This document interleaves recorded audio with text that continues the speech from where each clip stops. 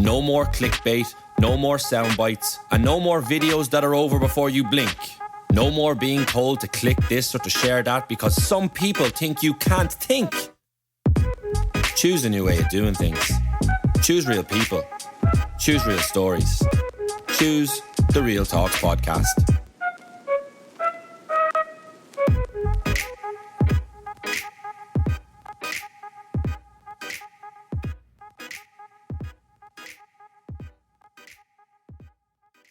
Noel Connors is a two-time All-Star at Waterford and one of the most respected hurlers in the modern game. It was a real pleasure to sit down with a feisty defender and discuss what it was like to burst onto the inter-county scene while still a teenager and the pros and cons of having remained in the limelight ever since. A deep thinker and a keen academic, Noel is a player who has found some of the things that most players crave: a balanced lifestyle, perspective, respect of his peers, and an appreciation for the privileged position he is in as a renowned athlete. Over the last 6 episodes, I've loved getting to hear different life lessons from players, and I want to thank Noel for his authenticity and honesty, and adding so much to this series in his own way. This podcast is brought to you thanks to the support of Kelly Bradshaw Dalton, who for over 20 years have been successfully selling, renting and managing property in the Greater Dublin area.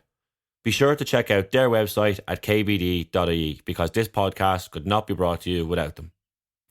Don't forget, if you enjoy the show, please do subscribe to the podcast on iTunes or SoundCloud, and we've already had over 19,000 plays at this stage.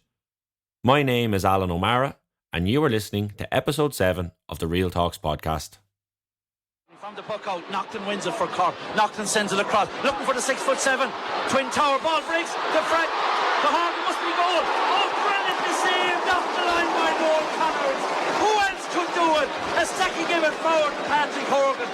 The umpire was going for the green flag, but he didn't know how good Noel Connors is. We did since he was a 16-year-old. What a diving save by Noel Connors. Puts it out for a 65. Where would you buy him? That's unbelievable cornerback play. He must have made up 4 or 5 yards. Looked a certain goal for Pat Horgan. A dive, get across him, a flick of a hurley in for a 65. Absolutely, that's as good a corner play as you'll ever see. It's textbook stuff. It's fantastic play by Noel Connors. Noel, listen, first of all, thanks a million for joining me on the podcast. It's a real pleasure. What I was going to do today, because last week's episode with Aim McGee from Donegal was really interesting, and we focused a lot on really the transition out of the game, moving on in life, and just the stage that he was at. And I think yourself, as a two-time All-Star, just recently turned 27, and by recently I mean right today. So happy birthday! Thanks very much. And then when I was looking over things last night, there was stuff jumped out, like you played minor at 15, under 21 at 17. You're straight into the Waterford seniors after finishing school. So you're in that midpoint now where you've got good perspective. You've probably learned a lot. And I'd like to just start off the interview by talking about those earlier years. And the date I was going to start with was around, particularly that All-Ireland semi-final in 2009 against Kenny. So you make your league and championship debut that year. Is that right? Yeah, 100%, yeah. And I suppose that game just jumped out at me because it's in Croke Park. It's probably, I was looking through the fixtures. Is it the first taste or sense of the big time? Because obviously you've had a successful underage career and you've come through the ranks, but all of a sudden you're probably where you've dreamt about being for an awful long time. Would that be fair to say? Yeah, I suppose it's something that you don't really dwell on too much when you're in it at the minute. But when you're kind of discussing it here now about the fortunate position that I actually am in and was in at a very young age, it kind of sends shivers up your back, to be perfectly honest. But look, yeah, I was brought in at a very young age. At I think 18, I was brought in, and I think when you're 18 and you're after coming out of secondary school and you're starting college, there's nearly a sense that you have the answers to everything.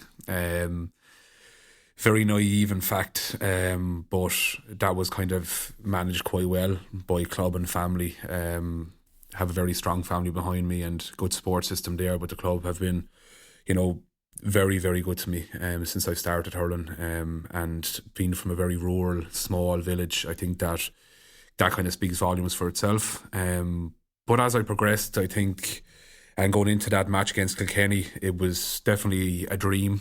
I suppose we all dream of playing in a Croke Park in All-Ireland final days and All-Ireland semi-final days, but I didn't really think it was going to happen that quick. You stand out the back.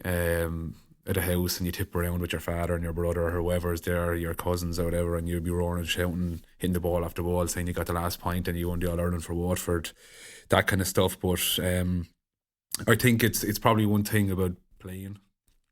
You don't really reflect too much on it when you're in the moment. I think that it's a given, and I think that at times when you're playing at that level, I think it's very much like a cult, and I don't mean that in a very negative sense. I think that it's not really reality, because your life is intoxicated by playing. So every moment of the day, you're thinking about eating, you're thinking about drinking water, you're thinking about training, you're thinking about, you know, how to get that extra % out of yourself and out of the lads around you. And I think it's when you're finished, you only start to realise how fortunate you are to be in a situation like that. But as again, what you said, when you go through, you know, starting at that age and playing minor at 15, that kind of stuff, you kind of have to reflect and say to yourself, you know, you've been very fortunate, and you have to be very grateful for the places that you have been, and hopefully places that you'll be in the not too distant future. Yeah, you mentioned there as you were talking around, probably happened sooner than you expected in terms of the senior side of things. So I think it's your first year out of school, isn't it? And in terms of, and then you go straight into senior panel. As I said, it's league and championship debut. Why do you think it did happen that quickly? What was it about you, or what was the circumstances, or why do you feel that happened?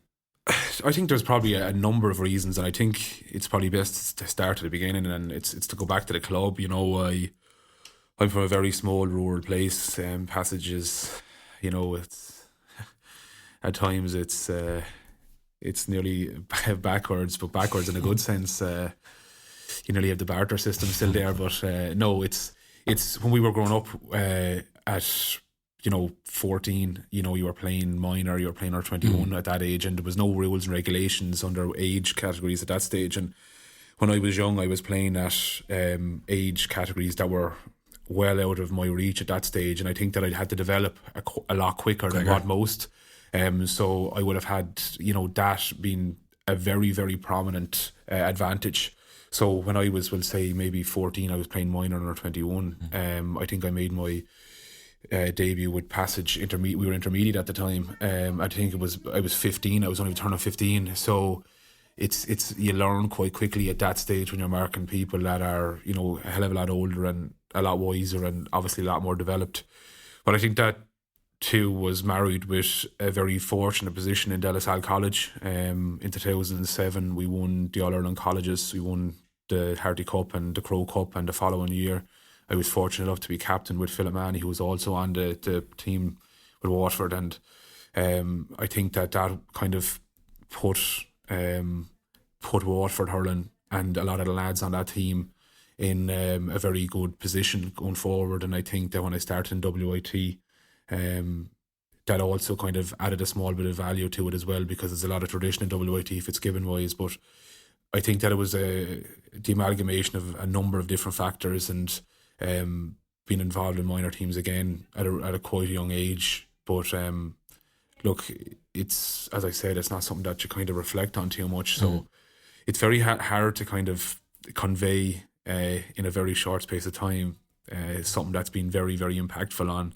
your playing career. But if you come back to me in a few years when I retire, I might be able to conceptualise. You don't need to worry, I'm not trying to retire you today now. I might be able to conceptualise a lot easier then. But no, because the angle that I was thinking about is like, just because there's kids are all around the country, and myself included, but we all did it. Like, you know, you wanted to play in Croke Park, and you wanted to have that big day out. So, and you've described quite nicely there the passage through the club, no pun intended, with school and with college. But actually then to get there on that day, and to play, you're playing Kilkenny in Croke Park. What's the mind of you're 19 at that stage, aren't you? Or are you 18? I was just returning 19. You're just after turning 19. So, like, what's the mindset of a 19-year-old running out into Croke Park for an occasion of that magnitude, an All-Ireland semi-final? Yeah, I think, to be honest, and it goes probably back to the ignorance sense, that you don't really care too much at 18 or 19, because there's no expectation on you as literally a child, because that's what you still are. Like, you know, there's no expectation. And then when you kind of come to kind of 20, 21, 22, there's a lot more pressure placed upon players that age. And you can even see it in every county. You know, you see young lads coming onto the scene at 18, 19, and they lighten the place up. And then when it comes to about 21 to, maybe 24, 25, they nearly feel confined or maybe hamstringed by the pressure that's put on them by the outside, by, not even clubs, but more so from the public that are in that county, because they've been there and they have the experience. And I think that happens, the vast majority of players, it's rare that you see someone going the whole way through their career. But at 18 and 19, the only thought that was going through my head was to get out in the field and to do as best I could and to take it in and as an occasion. And it's probably very cliche of me to say it, but you always have this idea and this kind of view that you're going to be in Croke Park every year after that. Yeah. And I probably would say that it was a fortunate thing for me to taste it at a young age. And then we were kind of,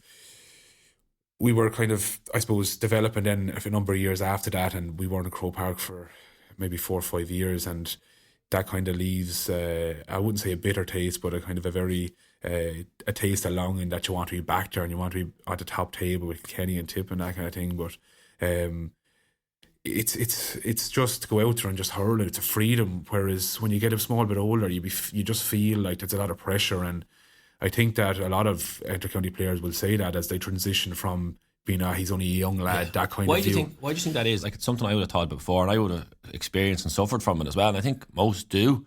Why do you think it is?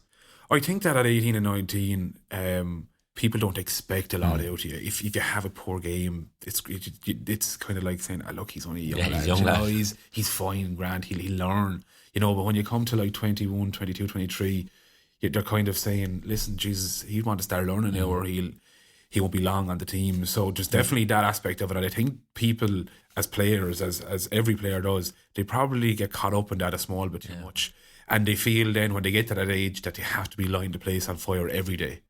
Rather than just going out and doing your job, they get caught up in the complexity of trying to win matches on their own, which is not the case. It's a team sport. But I think that when it comes to that stage in your career, you're nearly putting too much pressure on yourself internally rather than externally. But I think that's natural. I think it's a natural transition between that young, naive age to maybe a more mature person. And that's just a cycle of life. Yeah, there's challenges in that middle cycle. I think you've touched upon that really nicely there. And I thought of two things as you were talking and I was listening to you. I remember one time, like you mentioned playing for the club at a young age. Like my home club would be quite similar. Would be intermediate, Town and Cavan, and me and one of my mates, we both started playing the senior team at 15.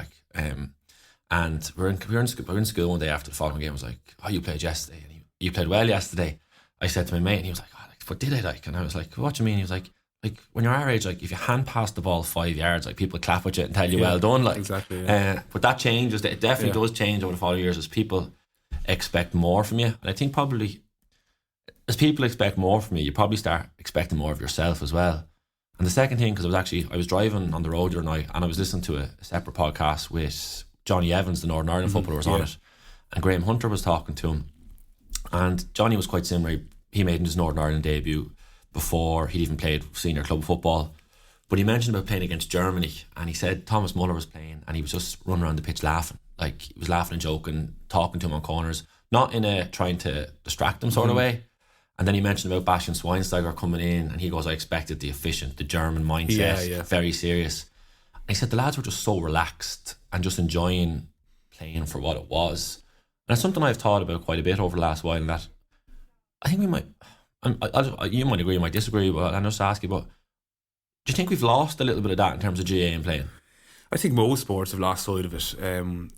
I genuinely feel like that we've got caught up in strength and conditioning, we got caught up in nutrition, we got caught up in psychology, we've got caught up in, recovery, we've caught up in every aspect of playing. And the only thing that we've actually marginalised is actually playing and enjoying it. Like the vast majority of teams now are looking at stats and they're looking at, how many miles somebody runs and are they in, the fatigue and this kind of thing. I think that you have to take a step back at times. And I think that's something that if you look at it from, I'm an academic, I'm sure we'll come to that. But if you look at it from an organisation perspective, most organisations actually lose sight of what they're about because they continuously try to critique themselves. So they continuously try to redefine themselves to see how they become better. Okay, whereas if we're obliged to that we have to get better. Exactly, we have to. But the reason the organisation was set up was for a particular purpose, and they actually lose sight of that purpose. Like, we play sport because we actually love it, we enjoy it. It's the going to train, and it's having to crack with the lads. It's taking the mick out of each other. Yeah, it's meant to be an outlet and a place to go to express yourself and unwind, really. Whereas at times, do we go to train and become? Do we actually dislike going to train at times because you know you're going to have a hard running session, or you know someone's going to be looking at your stats, or you know that someone is going to say, listen, you missed that pick up, you missed that hook, that block, what the hell is going on? You know, we've lost sight of that, and there's a lot to be said for going to train and training and having to crack and enjoying it. And that's something that I would certainly say that the vast majority of sports, particularly I suppose professional sports, because there's probably the monetary aspect. Yeah, there's a huge amount of influx of money has gone into those professional sports. But even if you take a step back and you look at, you know, the success, we'll say the cool camps and that in the GA, and I love going and watching underage lads playing, little cousins, you know, that kind of thing. And you just have to kind of take a step back and realise, you know, Jesus, they go out and they have a smile on their face and they're enjoying it, and there's no such thing as activation work or warm-ups or cool down. They go off and they shake hands. It's fun, you know. And you'd wonder if a team took a different approach to literally going out and just enjoying themselves and expressing themselves on the field, rather than hitting the ball across field or not hitting into a particular area because such and such fella's playing, or, you know, bringing 5 fellas on this side of the field, you know, or signal for puck out. Yeah. Can we not just go out and, you know, just enjoy it? And I wouldn't say it's easier probably said than done, but I think that if you had that kind of outlook on playing, I think that you would definitely get another percentage or two out of each individual on the team. Yeah, I would agree with you hugely. I think you've made some really interesting points there, and I know and I understand, like, the inter-county game has definitely gone a lot more serious, but it frustrates me in that I think the clubs in particular have lost themselves. And actually, I had a conversation with a guy who would play inter-county football in the 90s, and he's managing the club team now, and he just said to the lads at the start of the year, listen, we're going to train twice a week. You've got one night to do the gym, do whatever you want, whatever suits you, just get it done. But other than that, we're just going to try and reel this back, because I think the demand during beforehand, he was gone the other way. It was very 5 nights a week, out and about. And he was just picking his brain on it, because he said he wanted just to get the lads to enjoy it again, because everybody said at the end of the previous year that they weren't enjoying it. Yeah. And as I was listening to you there, I was struck by, even though you're 27 today, but I think it would probably be fair to say that you have a wiser head on a younger pair of shoulders. And that's probably because, as I said, you've been around dressing rooms a lot when you're probably one of the youngest people in the dressing rooms quite regularly growing up, were you? Absolutely, yeah. And I was just actually, because I was listening to you talking, I was thinking about it, and I was thinking, does that force you to grow up quicker, or do you have to, or were you always like that? I think that, I think that you're I wouldn't say you're forced to, but it's nearly an expectation. I think that when you see particular, you know, setups and how they approach things, I think that it's nearly a culture. You know, I think the first thing you do when you go into a place is you try and talk and act like them, you know, and that's just human nature. Need to fit in. Yeah, of course, exactly. That's just human nature. But I would say that's the case. I think that I wouldn't say anyone forced me to. Now, if anyone knows me on a personal level, and I know that you know me on a personal level, you can be the first to say, like, when I'm out and about, like, I just love having a crack, and I'd be quite immature in a lot of senses, and I just enjoy having a crack, like, you know. And what do you like in the dressing room then, though? I'd be very similar. I would. To be honest, I'd particularly with a lot of young lads, like, you know, I try to spend a lot of time with them, and I think that very similar to Brick. Myself and Brick will be very similar, because we're probably children at heart. So we're kind of attracted to a lot of the younger lads, but we love having the crack together and that kind of stuff, and I wouldn't say making sure they're all right, because obviously they're all right, they're playing at that level, but just making sure that everything is going good in a sense. And, you know, I'd be in the dressing room before a championship match, and I could be laughing and joking and telling jokes, where some lads could be in the corner and they could be running up and down the walls or hitting themselves with the hurl or whatever it may be, and you're kind of saying to yourself, Jesus. And listen, that's not to say like that I'm doing the wrong thing or the fella beside me. But I don't think there is a right or wrong thing. It's to do what suits you. Yeah. And the thing about that is, I find a lot of young lads now feel pressurised to become robotic in a certain degree, where they end up trying to be like the person that's nearly I don't know, mind blown and literally so focused that you can't even talk to them. They're so intense. But like, that's not the case. As you progress at a young age, you'll soon find that just go with what you feel best, because some people, like, if you're doing it from a scale thing now, and I'm not a psychologist, far from it, if you go from a scaling, some people like to be on one, which is like literally chilled out in the corner. Might be, you know, Snapchat or whatever it may be. Other fellas might I always look at those guys and be like, I wish I was like that. Whereas other fellas then, and they're literally banging the ball off the wall beside you, they're hitting the hurl off the leg, you know, they're walking up and down, they're pacing it. And it's listen, that's totally up to them as an individual. If that's what it takes to get them right, hit themselves even harder, break a hurley off their head if they have to, that kind of stuff. But that'll come to themselves. But as going back to the point, it's about being yourself, like. And I find myself being attracted to some of the younger lads for that, because I think that, and it's probably back to the enjoyment thing. And the more relaxed as well. You have to enjoy playing. Like, you know, I would not be playing inter-county hurling for whatever since 2000, and we won't even go there.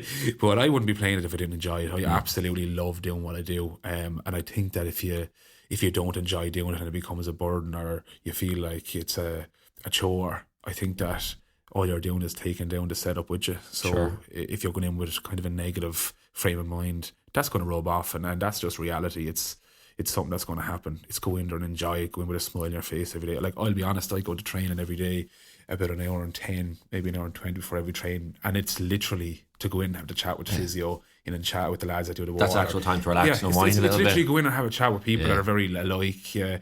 Like, if I'd say the physios hate seeing me coming, because they go, this fella's going to come in now and just say something smart, or to give me a dig, or just kind of stuff. But, you know, it's to have the crack. Yeah, and appreciating the lighter side of it as well. Exactly, that's to be said. And listen, when I get out into the field, then it's quite different. The minute it crosses the white line, a lot of people would say that it's go in and literally kill the fella if you have to beside you. And the minute you walk off the field, it's just go back to yourself, having a crack and enjoying it. From that phase that you've gone through and learned what works for you, has that had a positive impact on life outside of the pitch, and just in terms of finding yourself? And I know finding yourself sounds deep sometimes, and Jamie Clark mentioned it in a previous episode, but it's important to have that self-awareness of what's good for you and what works for you. And has playing hurling helped you find that in terms of your overall lifestyle?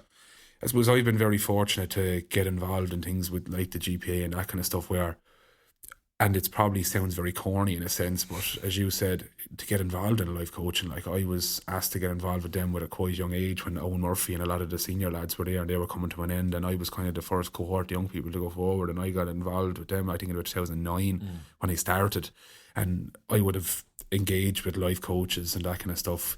And to be perfectly honest about it, I would say that a simple chat with somebody who didn't give fiddlers about hurling or football or whatever, who I was, where I came from, what I was doing, and literally just sit back and just to talk about you as a person and what you want to do, and to see and map out where you want to go. I think that was probably one of the most valuable things I've done since I've started playing sport. I've done anything in life is to engage with people and to see, you know, what I wanted outside of the bubble. Outside of the bubble, like, and it's going back to that kind of culture, or go back to that cult thing. Like, when you're inside it, you're inside it, and you can't see outside of it. And again, that's not a negative thing. It's just the way the environment is. But I sat down with a couple of times, a fair few times, I like coach and discussed it, and I think without doing that, I wouldn't think that I'd be doing what I'm doing at the minute. And I think that something like that everybody should be doing, because I know the All Blacks and I know a lot of like the likes of Aussie Rules and all that kind of stuff. It's compulsory for you to have a kind of a development plan for when you finish, and it's probably to go back to your last week's podcast about when you finish. But like, there's a lot of stats out there done on it to say like that if you have a kind of an idea and you're happier in work and that kind of stuff, that like your performance on the field can actually increase by up to 20%. You know, and you know, we all talk about winning and that kind of stuff. Like, and if you can increase yourself by 20%, like that's an incredible amount. It's massive, and you can't like get that from very like training 20 days, 20 times a day, that kind of stuff. Like, that actually comes from within. And if you're happier going to train and that kind of stuff, it comes back to the enjoyment thing. Like, and if you can see a clear path ahead, like you go to training with a clear head, you're happier and you enjoy it. Like, you know, and if I would encourage any young lad or young girl or anybody, not just young, but who's in a particular position, I would literally advise anybody to go and see somebody that you can have a chat with. And it seems to be very Americanized. And as Irish people, we're very conservative and we're probably a bit traditional in some senses. But I would say, even if it's a 10-minute chat, like, geez, it's just so powerful. And you do find yourself. And from that, I went travelling for 3 months, and I went travelling with my girlfriend for 3 months. And from that, I came back and I started a PhD after finishing 5 years in college and doing undergrad, doing postgrad. I took a year out and travelling for 3 months. And from that, and from having chats with people, life coaches, it was, when I came back, it was hit the ground running and think about a PhD from them very simple mechanisms that were put in place. Yeah, like you've described really well the importance of having sort of a space to have proper conversations. And obviously this podcast is called the Real Talks podcast, so I'm glad to know you're on board with the message. But no, I think you said a sentence jumped out that you said earlier on to me that, you know, sport grounds you. But has there ever been times or situations where sometimes sport flares up your ego or your personality, your identity a bit has it ever brought complications, really, is what I'm sort of curious about, because, you know, coming in at that young age and everyone thinks, oh, you're great, and everyone's telling you're great. But has it ever brought any challenges in your life? I would say it probably has, to an extent, from an egotistical thing. Now, it's not from any other aspect, but like, and it's definitely at a younger age, where you think, you know, you go in to set up and you're sitting beside fellas that you've idolised and fellas you've looked at for years, and you're kind of saying, "Jeez, this is just incredible." Yeah. I'm one of the lads, and you get the gear and you get like, you know, the training tops and that kind of stuff, and you go around and you wear them with pride, obviously. Yeah, of course. But it feels great. That's great and that's natural, but at times you have to be dragged back into reality, because you do get a bit too big for your boots at times. And would you have felt that over the years? Yeah, I think at a young age you would. Like, I'm not saying you became you would. You would, and that's it's something that every intercounty player will have at some aspect. But this might that kind of that big head or whatever it is, that might last for a day, it might last for 2 weeks, it might last for 2 years, it might last for 10 years, it might last for 40 years. But it's about the people that are around you to pull you back into reality and say, hold up now, relax, like, you know, you're not fucking the president or anything like that, you know. But you know, I don't think it lasted too long with me. I think I've good people around me that would have grounded me, and I think that being involved with an older team when I started, a lot of them were coming towards their twilight of their career. A lot of them would have said, listen, like, you know, this is going to happen, and they would have walked me through things. And the likes of Brick and that, like, Brick would have been you know, a massive scaffolding for me when I started. Even the likes of Owen Kelly from my own club, like, he would have always kind of said, listen, this is going to happen, you're going to get phone calls, media are going to be there, that kind of stuff. Walk through, like, listen, just say nothing, just kind of get on with it, be very generic in what you're saying, that kind of stuff. If you need anything, let me know. So I've been fortunate enough to have that kind of mechanism there to say, the old lad saying, listen, don't get caught up in it, chill out, it's about training, it's about winning, that kind of stuff.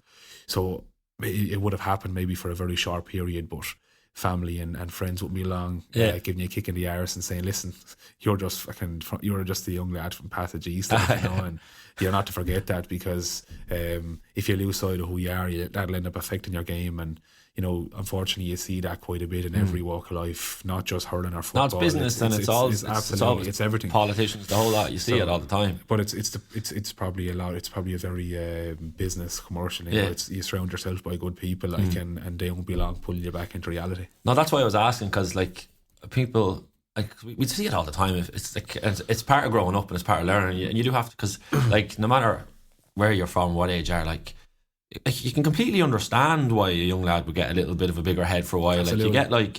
You get acceptance, respect, people coming up to you on the street talking to you, you get boys, you get girls, whatever you're after. Like, you just get, like, stuff just fall, you get free stuff. Like, what young person doesn't want all these things? And you're like, this is great. But I think it is a challenge for it's not to say it's an absolute, like, negative challenge. It's something that you've always been thinking about though as well, though, because you were that young lad going up to a player before, like, you were going up to him and you were kind of saying, listen, any chance of pictures? So you were kind of saying, when you were a young lad, maybe 13 or 14, or maybe even younger or older, whatever, maybe you were kind of saying to yourself, like, geez, I'd love that. I'd love for getting pictures of sign or that kind of stuff. Completely. And when you get there, like, you're saying, oh, you've actually made it. Like, this is brilliant. So like that's just natural, and you've dreamt about it. It's probably something that when you're younger you actually dream about happening. Of course you do. And when it happens, then you're like, this is just incredible, you know. That's because I think because it's brilliant, and yet that's particularly that start or that phase. It has to be enjoyed because it's a really, really good experience. And one of the questions I was going to ask you around is how do the GAA or the GPA better equip particularly younger players coming through in that regard? Because like I have absolute zero doubt, like if managed and educated well enough, it's a magnificently beneficial period and process to go through because you get to learn so much and get exposed to many different things. But is there stuff that we can do to help lads prepare for that more than maybe we were prepared? Like because we're both 1990 kids, so like I'm just thinking about the next generation coming through because even the game at the minute, there's more exposure, more demands than would have been when we started, and certainly than the previous generation. Yeah. What can we prepare them for it? Even I think that you can put things in place, but I don't think you're ever going to curb it totally. Maybe kind of warned as pre-arm kind of thing, like advice saying like if you go to this event, like this is going to happen, that kind of stuff, and maybe walk them through the process. But I don't think you're ever going to fully marginalise that kind of ego.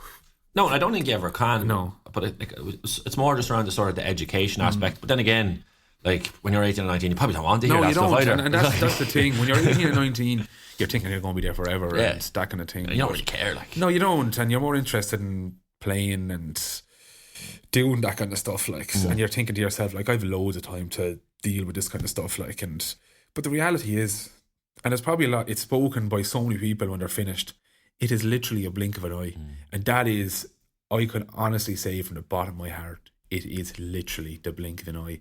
Because before you know it, you're coming to the end of your career and you're saying, what the hell is after happening? Where did that because go? You're living in a bubble, as you said. That's probably a better way than saying you're a cult. But you're living in a bubble, and it's actually not reality. It's genuinely not reality.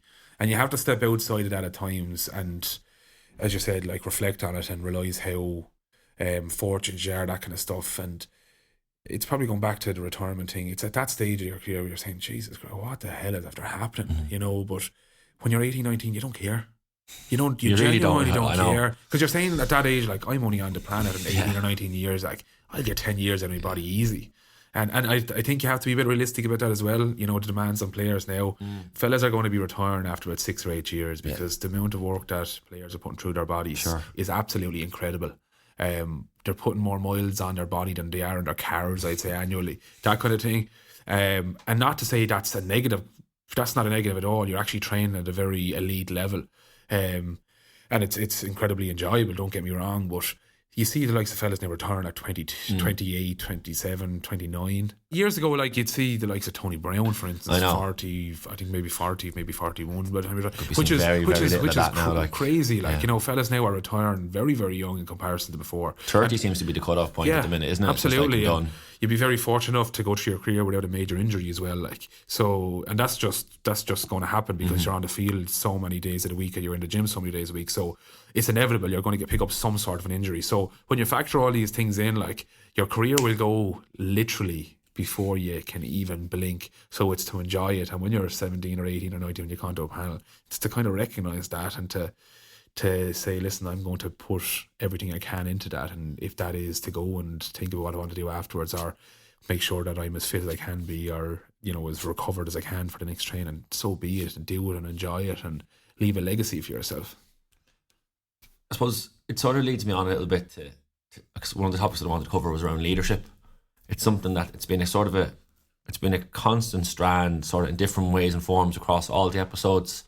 And I know you've studied around this area of business management and leadership as well, and we'll come to that a little bit later on too. But I suppose around the area of leadership, what do you think makes a good leader in this day and age? What's the values that you would associate with? I'll be honest, I think that a lot of it is someone that's just very kind of charismatic and someone that has this kind of magical way about them that it's very hard to put your finger on what it is that they have. But they have it, and it's very hard to kind of conceptualize exactly what it is. I kind of have this view on leadership that when people talk about leaders, they talk about, you know, this incredible communicator and very, you know, strategic and all that kind of stuff. my view on that Go back to the robot thing as well. Like. My thing about that is that's actually management. Management is a good communicator, that kind of stuff. Leadership is not that. Leadership is very hard to kind of conceptualize, and not to drag it into literature or academia, but like there's no like definition that kind of stands above the rest. And there's this kind of notion that there's as many different definitions of leadership as there are people try to define it. And my view on that is we try to define something by breaking it apart and try to say, he's a great communicator. Yeah. But leadership is not about breaking something apart. Leadership is leadership, and leadership is very kind of magical. Someone has it and you can see that they're a good leader, but you can't put your thumb on it, and it's very frustrating. That's as I'm listening to you there, is someone with good leadership, is that something that you feel more than you actually understand? Would that be your...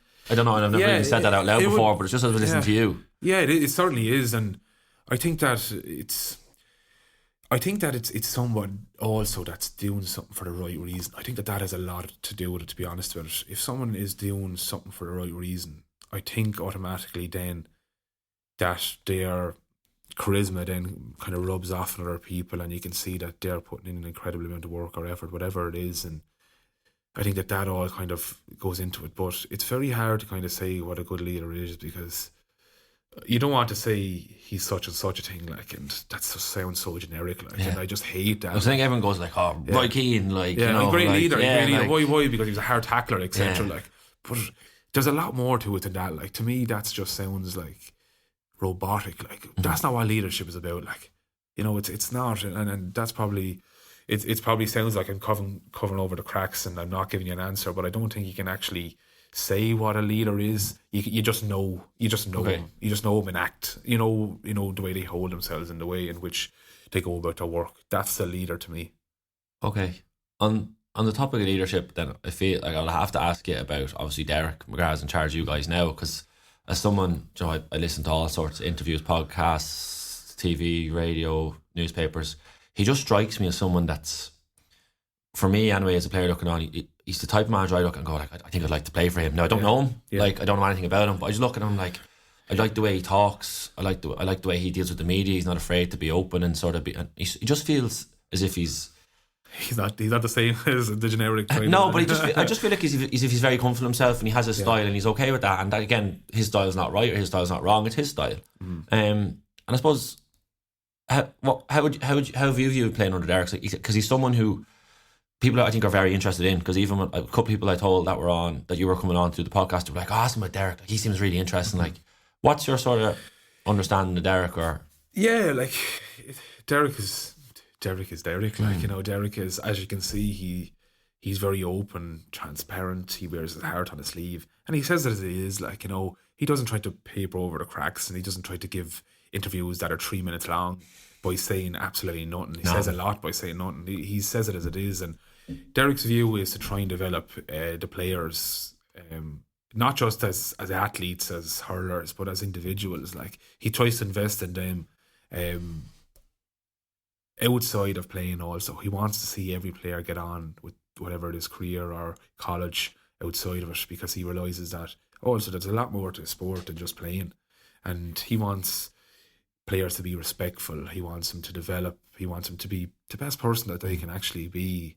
And I think that's very inspiring, because when you're going to train and you know that your manager wants you to be the best you can be, and if you're under pressure in college, or you're under pressure in work, you can pick up the phone and say, listen, Derek, I'm caught tonight, or 3 weeks time I have a conference, or 3 weeks time, listen, I have a christening or a wedding.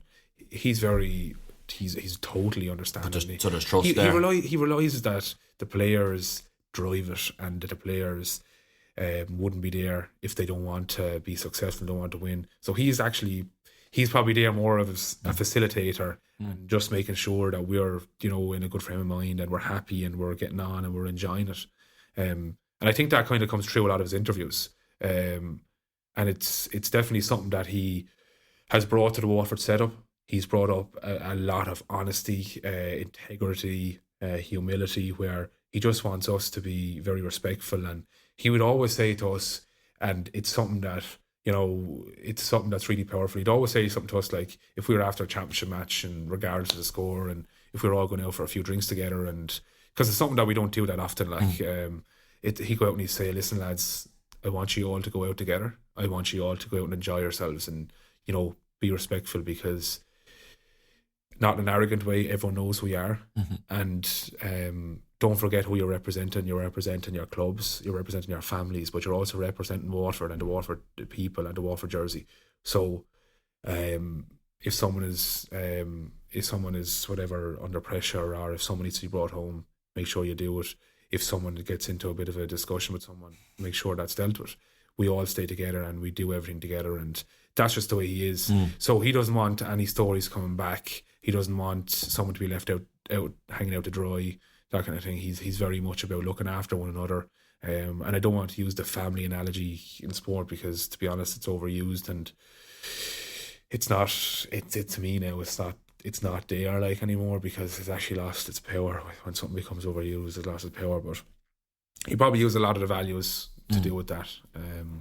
So it's probably a very different approach than what some managers would use. But that's what I was going to ask you, like, in terms of just as a player, as part of that group, what it's like to be in that culture where there is a focus on holistic development, where where you feel as if, okay, this management team actually gives a shit about me and who I am as a person. Because being straight up and been honest about it, I guarantee you most people that listen to this episode will have played under a manager before who didn't give a fiddler's, just didn't care. And Joe, when you're playing, if you're playing well, they'll be talking to you, and then sometimes if you get injured and you're missing for 3 months, you literally the next time you talk to them will be, how far are you out? Yeah. And if it's all 4 weeks, grand, and in 4 weeks' time you're ready to go, and there'll be no relationship there, and there's just no.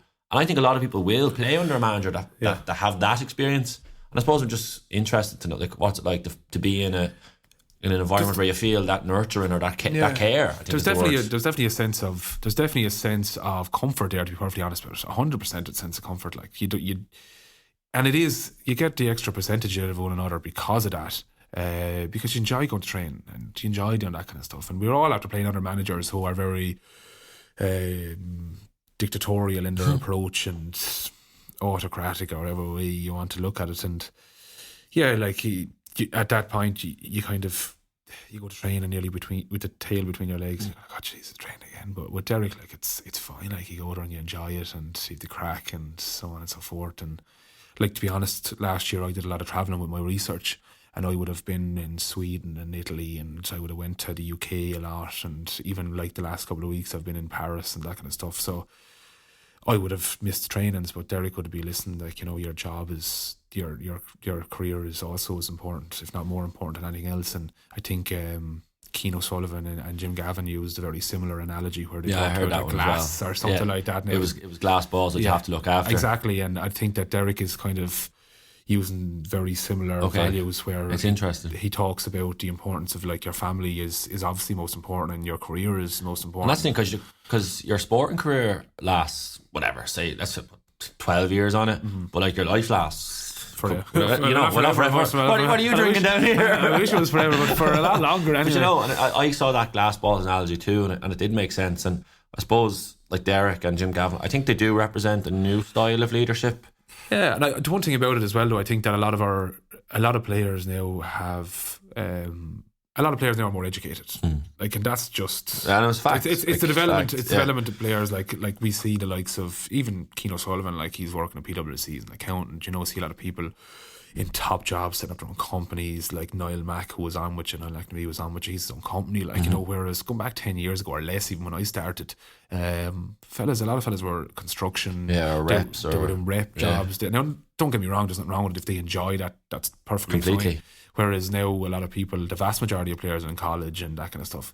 Now, there's an underlying discussion here that we can have about that as well, where I would not advocate for every intercounty player to go to college, because it's something that also frustrates me.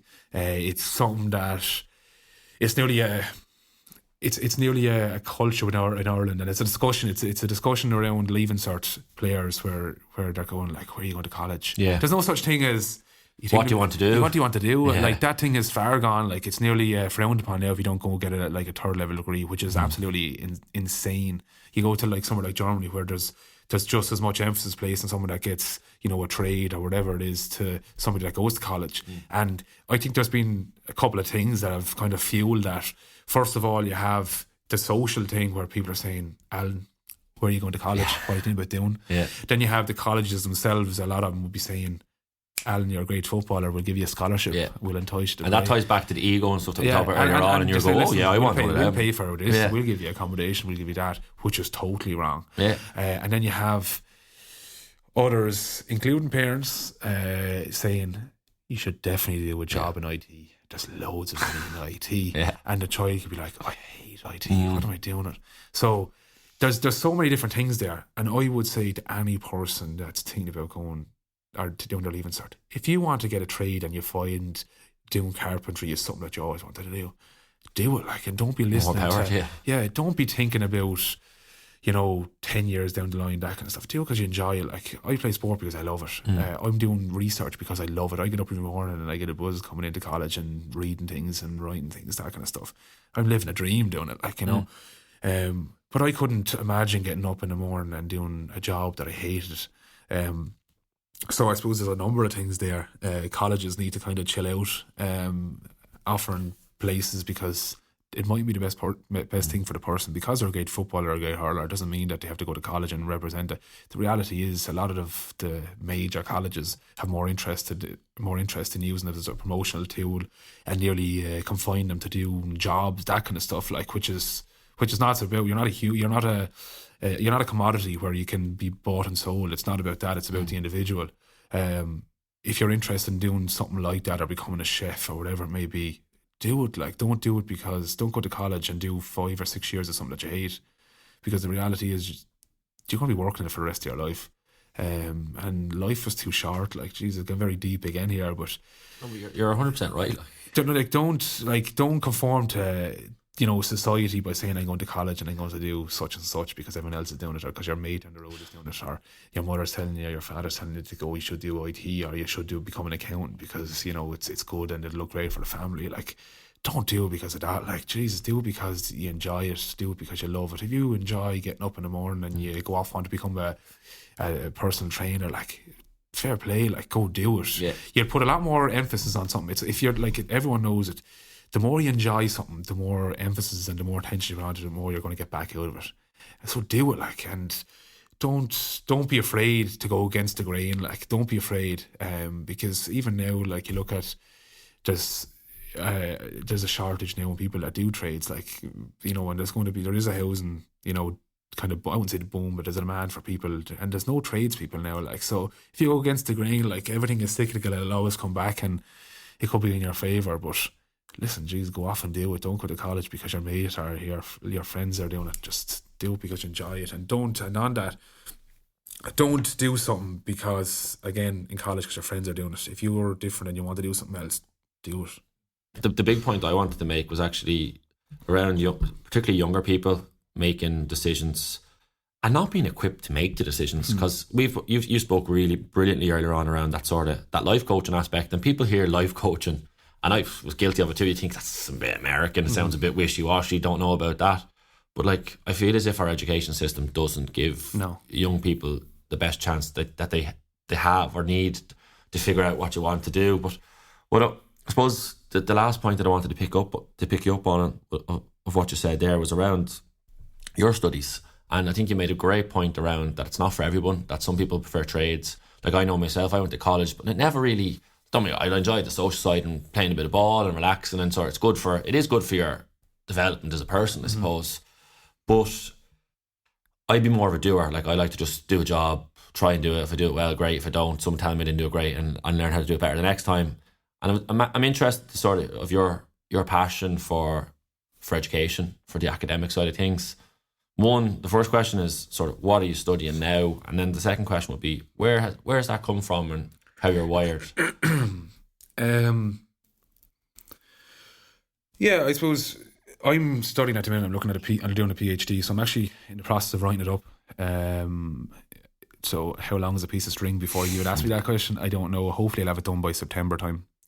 But what I'm looking at, and when you talk to people about research, like, they talk about real highfalutin language. Listen, mine is very simple, and if you can't talk about your project in a very simple way, it means that you don't know it. Yeah. So what I'm doing is I'm actually looking at the GAA club, and I'm looking at how it kind of organises itself, how it kind of operates, how people get positions of power, how it kind of pulls or enchants people into like a voluntary organisation. They people put an incredible amount of time and effort into it, yet nobody gets anything material out of it. Like it's very community based. It's where you're from and that stuff, and how it operates basically. And and so mine is based around like how I suppose leadership is done within it, the kind of recruitment process of how kind of new leaders are kind of anointed, if you want to kind of talk about it in that sense. How it kind of alternatively organises itself, because it's not a commercial organisation. It's not about money. It's not like anything like that. It's an incredibly powerful organisation. It's a social movement with Ireland, and it's very hard, as I said before, to convey how important it is to Irish society. Like there's been a lot of very bold statements in the last number of years saying that it's taken over from the church. Now I wouldn't be ballsy enough to say that in my PhD in case someone took it up wrong, but so that's like my PhD in a nutshell. And like I get up, as I said, I get up every morning. I get such a buzz. Yeah, I do. I love it. Like, and it's like when I go out, like I would have interviewed people working at grassroots, or people working in very, very small clubs to super clubs to very successful clubs to amalgamations, like the whole way through, men, women. I would have talked to people working in administration level. So like, say for instance, head of the museum in Croke Park, head of like, we'll say commercial, whatever, sponsorship or any of that kind of stuff up there. But I would have also talked to the last, like, so Aegon and the last three presidents, so all of them before him. So, but you're also going all the way down to someone who's looking after the pitch in the club, and the so coach and all that stuff. People have literally get more enjoyment out of sweeping dressing rooms. How do you, from a research perspective, because I don't have, how do you make sense of all that? Like, because from the GA, like I think we always say, oh, it's a really unique organisation,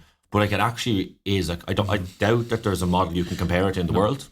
Is there? No, there's not. And see, the thing about it is you can compare it, or you can compare some operations, strands of it, exactly, to other organisations. However, it's alternative, and that's kind of one of the arguments I want to make about it. It's alternative in its organisation, and it's not to. And I suppose one suggestion that I would give to Croke Park now, we were kind of discussing off air before we came on about the conference. I presented at a conference, and you were saying you were watching it on YouTube, and it was at the GA conference this year, so the start of the year. And one of the points that my supervisor Ray Griffin and I made was for the GA not to lose sight of what it's about. So it's not to get caught up in the complexities of commercial life. It's about staying to what its purpose is, which is about playing. It's about existing, surviving. Do you think we have lost ourselves a little bit? I think that the GA club hasn't. I wouldn't say the GA club hasn't. I think it's still about persistence and survival. Over kind of winning and materialism. It's not about going out and winning every game. It's about actually like representing where you're from your family. It's about that.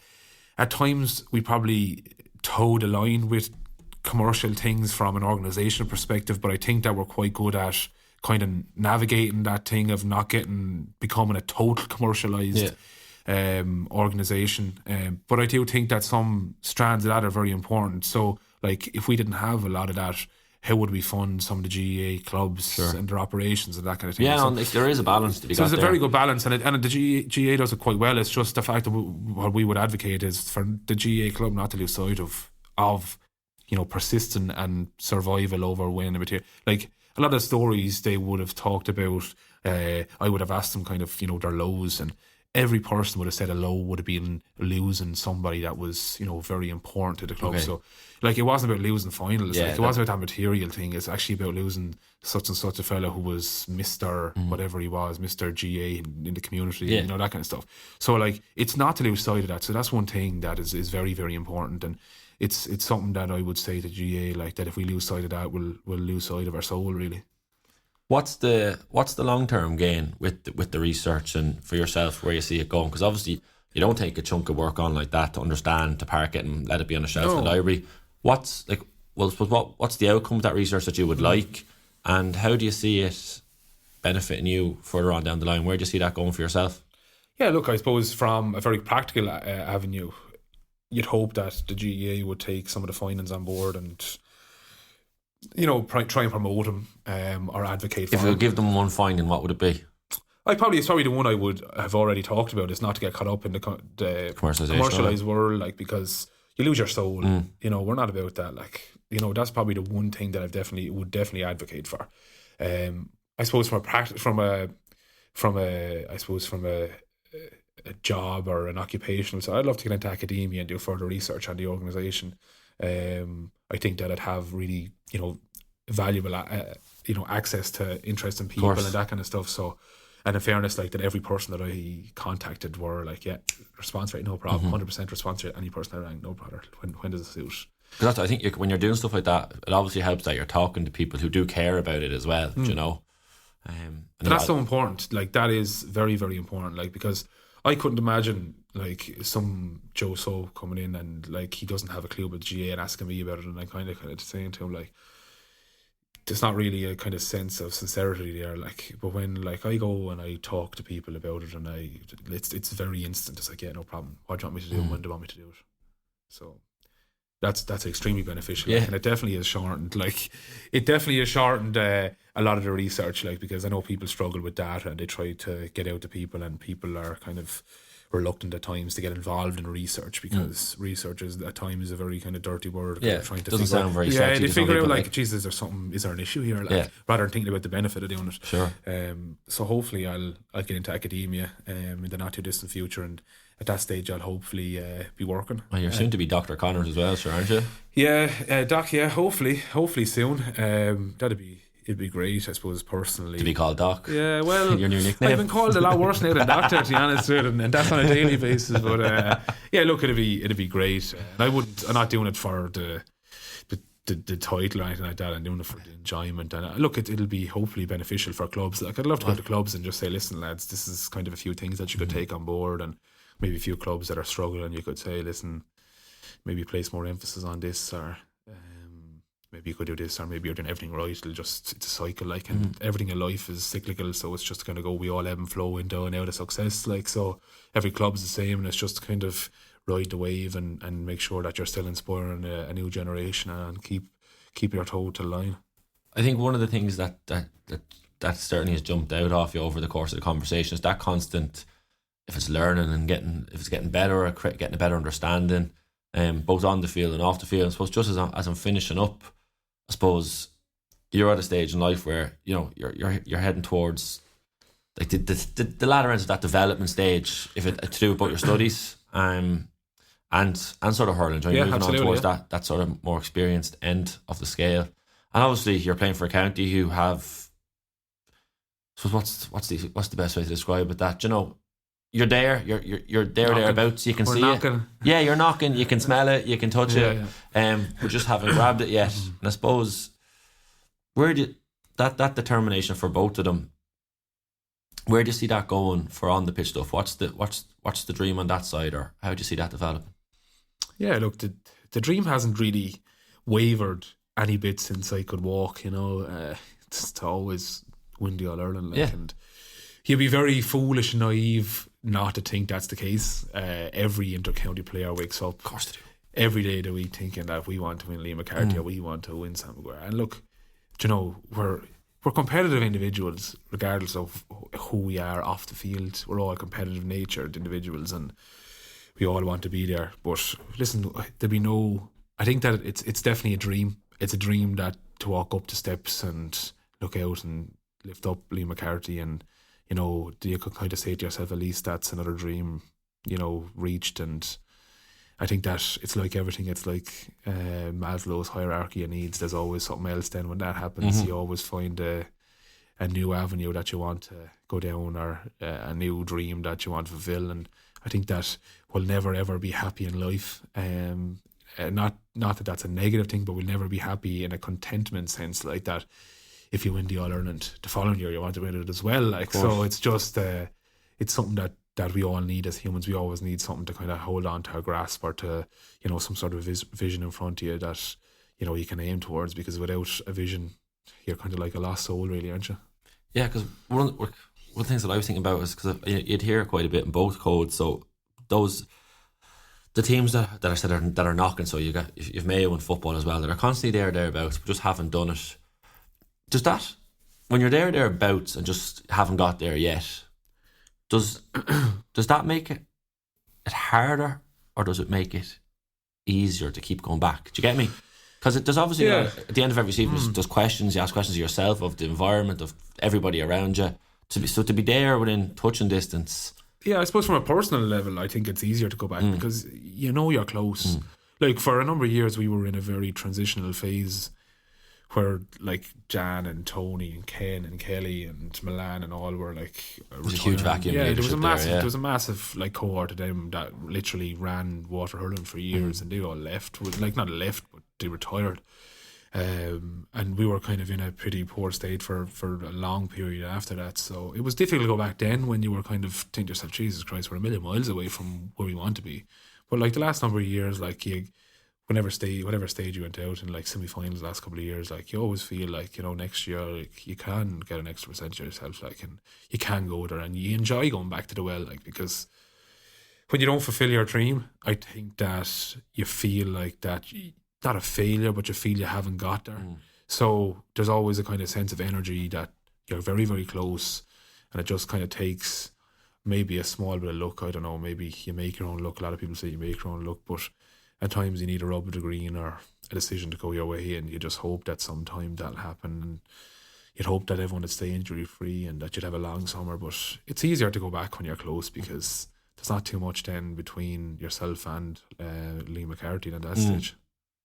No, it's I was just curious about it because it's something that sort of pisses me off a little bit when I hear about, like, you know, not to say it's about your group, but like, Joe, when a team's consistently close but hasn't got there, you hear like other bottlers are never going to do it. Yeah. But like people don't understand and realise like what it takes to be in that position, to be within striking distance, and I feel that gets lost, particularly in GA sometimes, because everyone's judged on who won the All Ireland basically, but 31 teams can't win it every year. Exactly. Or that's whatever. So whatever codes it may be, but there's a lot of teams that can't. Like, I always just think that's a really unfair way to measure success, because success can be going from barely making a quarter final to, you know, as last year you guys go to a replay in the semi-final, and again it's progress. Yeah, exactly. Like it's not in destination, but it's progress. Yeah, like, and as I don't know, it's I don't know, is it narrow mind? Not like narrow mind. It sounds like it's very negative, but it's not. Like, yeah, a lot of people will look and say like the other winners, but it's an incredible amount of work that takes to get to that level. Like, and there's an incredible amount of hours that are put into to get to that level of fitness, to get your body in that shape, to, you know, mentally prepare, to be eating right. Like, there's so many different variables that people externally, and we don't expect them to know every in and out and every walk of life and every grain of rice we've ate or every steak that we've cooked. Like, we don't expect them to know that, but I suppose it's just to realise that, you know, when you're knocking a door, it takes a lot of energy and effort to get there. Like, and you'd hope that you'd repay whatever it is, if it's the Waterford public or if it's the management or if it's the people around you, or if your family or whoever it is. Like, you'd hope that you repay him at the end of the year with silverware, but we'll keep striving towards that, like, definitely. That's the perfect note to finish out on, because I think obviously, so that's the stage where your PhD is coming close to an end. I said hurling, it's at a stage where, you know, you're right at the business end. So I just wanted to finish up by wishing you the best luck with the last bits of the studies for this block of studying. I from what I pick up, that's going to go further, and I just wish you continued success both on and off the pitch. I think you've spoken tremendously open and honestly about just everything in life, from breaking through as a young kid to navigating that, to being part of a culture that's changing, being a leader in a group, all those things that most of us think about. Some of us don't have, or some of us don't, and I think anyone that's listening that hasn't will have a much better understanding for that. And just thank you for your honesty over the course of the last hour and a bit. Wish you well, and we'll talk to you again down the line. So thanks a million, Noel. Absolute pleasure, Al. Thanks a million. Well, that's it, folks. Episode 7 of the Real Talks podcast with Waterford's Noel Connors. Make sure you don't miss out on any future episodes by heading over to realtalks.ie to subscribe to the show, or just search for Real Talks on whatever platform you are listening on today. There you can also find previous episodes with the likes of Tipperary's Brendan Maher, Dublin's Kevin McMenamin, and Armagh's Jamie Clark. If you want to get in touch, you can get me on Twitter at AOMTheCat or Real Talks IRL. And once again, I'd like to thank our sponsors, Kelly Bradshaw Dalton, for supporting this podcast. You can check out their website at kbd.ie for all your property needs. My name is Alan O'Mara, and you've been listening to an episode of the Real Talks podcast.